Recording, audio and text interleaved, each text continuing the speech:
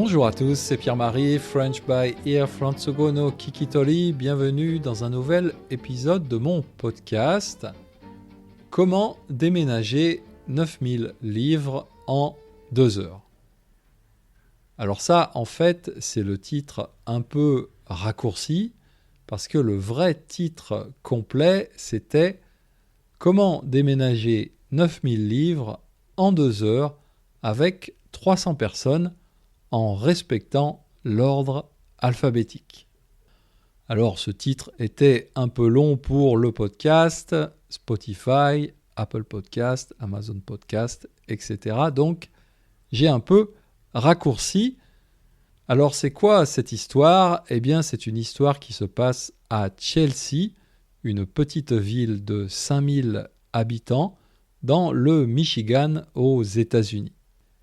Si vous vous étiez baladé dans cette ville le 13 avril dernier, vous auriez vu quelque chose de bizarre. Qu'est-ce que vous auriez vu? Eh bien, il y avait ce jour-là 300 personnes, les unes à côté des autres, qui formaient une longue file d'environ 300 mètres de long. On appelle ça une chaîne humaine, en anglais human chain, et en japonais ningen no kusari. Donc cette chaîne humaine, pendant à peu près 2 heures, a transporté, a déménagé 9000 livres.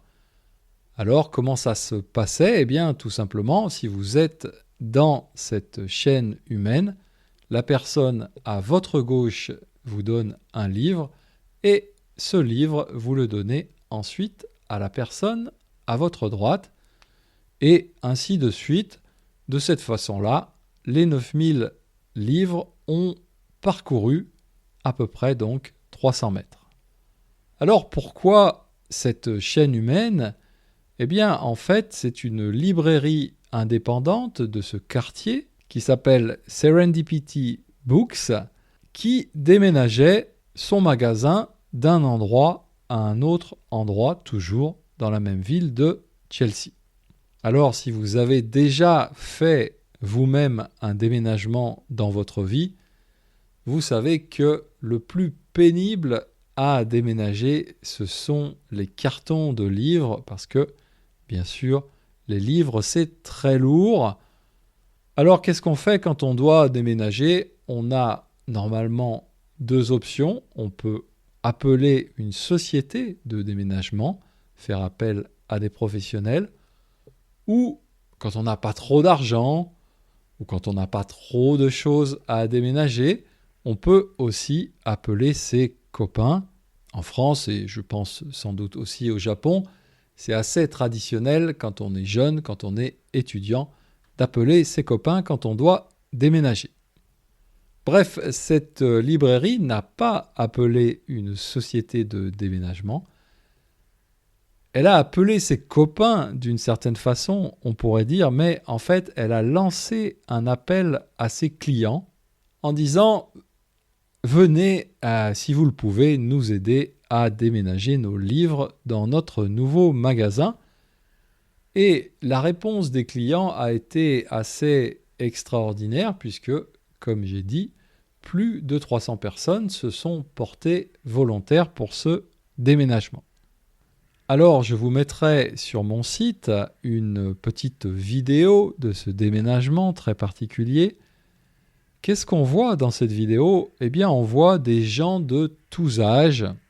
En fait, d'après la propriétaire de Serendipity Books, des personnes âgées de 6 ans jusqu'à 91 ans sont venues pour aider.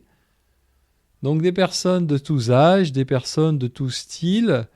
Et puis dans la vidéo, on voit aussi que ce déménagement se passe dans la bonne humeur. Tous les volontaires sourient, certains même chantent, certains même dansent. Bref, il y a vraiment une excellente ambiance. Et quand on travaille dans une bonne ambiance, on est très efficace puisque les 9100 livres ont été déménagés en moins de 2 heures et en plus, l'ordre alphabétique des livres, c'est-à-dire l'ordre de rangement des livres, a été respecté puisqu'ils ont été directement installés dans les nouvelles bibliothèques du nouveau magasin.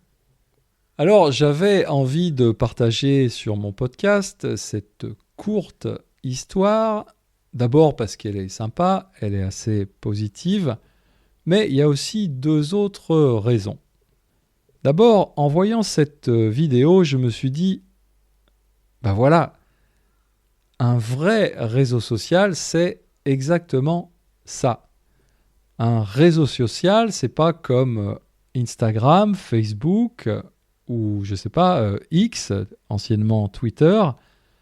Un vrai réseau social, c'est un réseau où les gens communiquent pour de vrai dans le monde réel et surtout s'entraident, c'est-à-dire qu'ils s'aident les uns les autres quand il y a besoin. On parle assez souvent de solitude, d'isolement dans nos sociétés modernes. Et c'est vrai qu'il y a beaucoup de gens très seuls. Mais quand même, si on cherche bien dans sa ville, qu'elle soit petite ou qu'elle soit grande, on va, à mon avis, toujours trouver des endroits comme ça, des vrais réseaux sociaux, de la vraie vie. Ça va être une librairie, un café, une association, etc. Mais c'est là, à mon avis, que se trouve la vraie vie, les vrais réseaux sociaux. Et donc, ça vaut le coup de les chercher, de les trouver, d'y participer et, quand il y a un besoin d'aider, de les aider, évidemment. La deuxième raison pour laquelle j'avais envie de parler de cette histoire, c'est que ça me fait plaisir en ce moment de parler d'une histoire positive qui vient des États-Unis. Personnellement, j'adore la culture américaine, surtout la littérature et la musique, mais c'est vrai qu'en ce moment, c'est quand même plus difficile d'aimer ce pays et donc ses habitants. Mais bien sûr, aux États-Unis, il reste encore beaucoup de gens sympas, beaucoup de gens bienveillants, beaucoup de gens solidaires. Donc voilà, c'est aussi pour cette raison que j'avais envie de parler de cette histoire. Une dernière chose là-dessus, cette librairie s'appelle Serendipity Books. Serendipity, j'ai toujours eu beaucoup de mal à prononcer ce mot, Serendipity. Il a été traduit en français par sérendipité. La sérendipité, c'est un nom donc féminin qui existe dans le dictionnaire français, mais que on n'utilise quand même pas beaucoup. La définition du dictionnaire Le Robert, c'est la sérendipité, c'est la capacité, l'aptitude à faire par hasard une découverte inattendue et à en saisir l'utilité. Bref, la sérendipité, c'est quand on découvre par hasard quelque chose de positif. Et quand on y réfléchit, la sérendipité, c'est quelque chose finalement d'assez fréquent dans une librairie. Si vous êtes comme moi, peut-être vous aimez vous balader au hasard dans les librairies. Alors, je fais une petite parenthèse.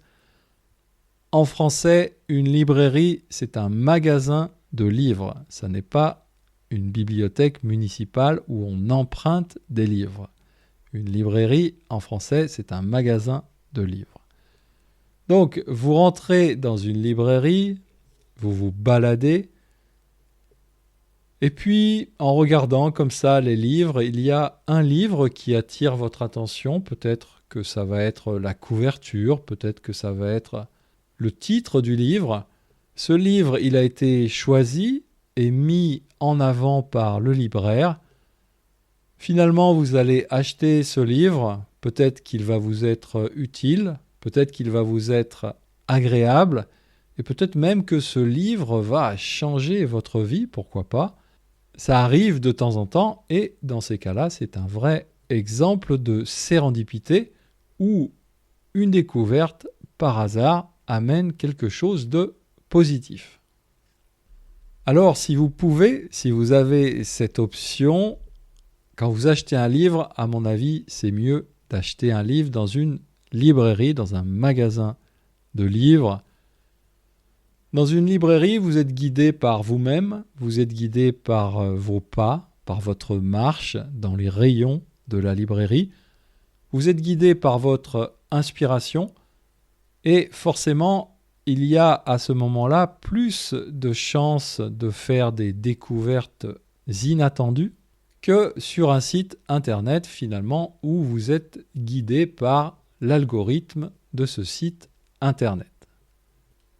Donc voilà, c'est tout pour aujourd'hui. Ça me donne l'occasion de dire vive les librairies, en particulier vive les librairies indépendantes et les petites librairies de quartier. Et sur ce, je vous dis à bientôt. Mata Jikai.